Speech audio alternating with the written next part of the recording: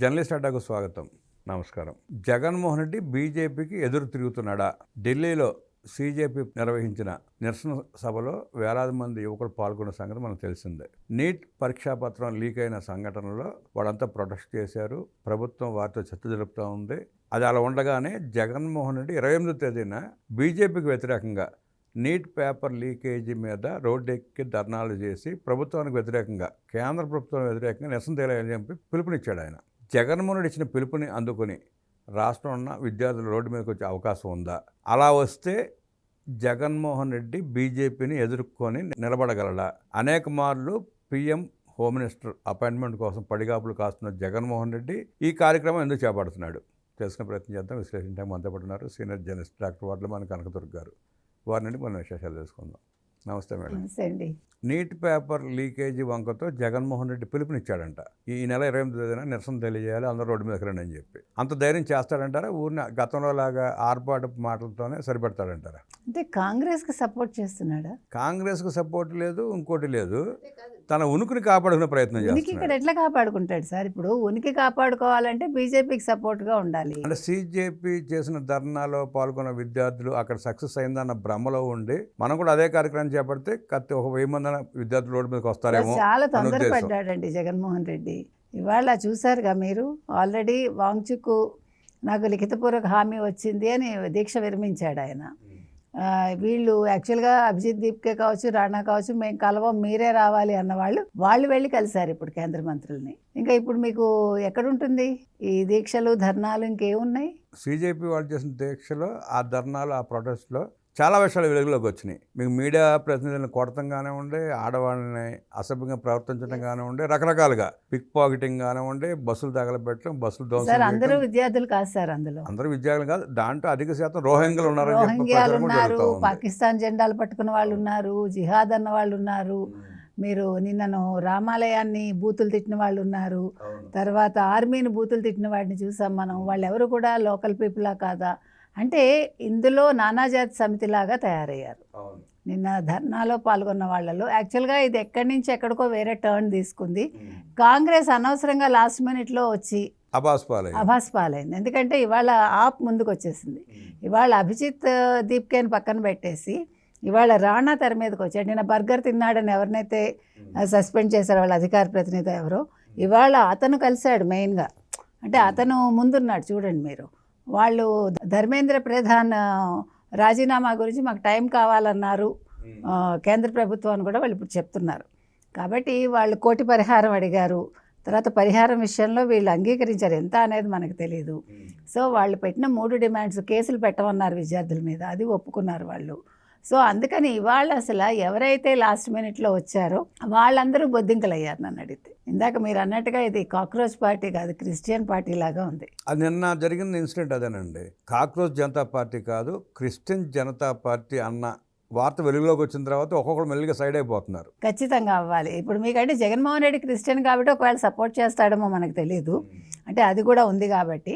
ఇంకొకటి అండి, ఇప్పుడు నీట్ పరీక్ష అనేది దక్షిణాదికి పెద్ద ప్రాబ్లం ఎప్పుడూ లేదు. ఎందుకంటే మన వాళ్ళు కష్టపడి చదువుతారు, ర్యాంకులు తెచ్చుకుంటారు. అసలు చదువు విషయంలో దక్షిణాదిని కొట్టేవాడే లేడు చెప్పాలంటే. ఎప్పుడు కూడా మీకు నార్త్లోనే ఎక్కువ లీకేజీలు ఉంటాయి, ఇక్కడ కూడా లీకేజీలు ఉండవని నేను అంటల్లా. ఆంధ్రాలో నాకు తెలిసినంతవరకు లీకేజ్ నేను చూడలేదు.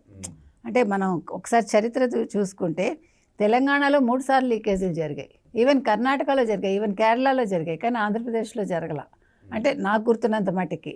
ఆ తర్వాత ఓవరాల్గా చూసుకుంటే ఇక్కడ రేవంత్ రెడ్డి నిన్నను రెచ్చిపోయాడు ఆయన. ఆ తర్వాత ఇవాళ ఈయన 28వ తారీఖు ఎందుకు పెట్టుకున్నాడు?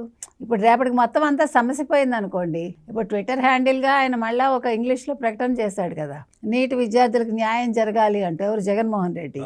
నువ్వేం న్యాయం చేసావు జగన్మోహన్ రెడ్డి? నువ్వు ఎవరికి చేసావు? సొంత తల్లికి చెల్లికే చేయలేదు. అందుకని జగన్మోహన్ రెడ్డి మాటలు చూస్తే నవ్వొస్తుంది మనకి. ఇంకొకటి ఏంటంటేనండి, అసలు ఇవాళ ఆంధ్రప్రదేశ్లో డిఎస్సికి సంబంధించి అసలు ఏం సమస్య ఉంది? లేని సమస్య ఉందని చెప్పి దాన్ని బట్టి తిరుగుతూ ఉన్నారు, వేరే కారణం లేక. విద్యార్థులు వస్తారంటే ఏ విద్యార్థులు వస్తారు? నువ్వు ఏమైనా గంజాయి పెంచి పోషించిన, అంటే గంజాయి ఇచ్చి పెంచి పోషించిన వాళ్ళు ఎవరైనా విద్యార్థుల రూపంలో రావాలి తప్ప. ఇవాళ 16,000 ఉద్యోగాలు ఇచ్చారు సార్. అవన్నీ కూడా చట్టబద్ధంగానే జరిగాయి. ఎక్కడా కూడా ఎవడైనా కేసు వేసినా కూడా వీగిపోతుంది అది. డిఎస్సి నిర్వహించే వరకు పలు కేసులు వేశారు ఎన్ని కోర్టులో. కేసులు సార్, ఎన్ని కేసులు, అన్నీ కూడా వీళ్ళు పరిష్కరించి కూడా వచ్చారు వాళ్ళు. పరిష్కారం దిశగా తీసుకెళ్ళి పరిష్కారం అయ్యాకే వీళ్ళు ప్రతి ఒక్కటి డిఎస్సి నిర్వహించిన తర్వాత ఉద్యోగాలు పారదర్శకంగా ఇచ్చిన అన్నీ జరిగాయి. అతను ఎవరికో నాకు ఇన్ని మార్క్స్ వచ్చాయి ఇవ్వలేదు అంటే దానికి కూడా రీజన్ చెప్పారు వీళ్ళు. చాలా రీజన్స్ చెప్పారు వాళ్ళందరికీ.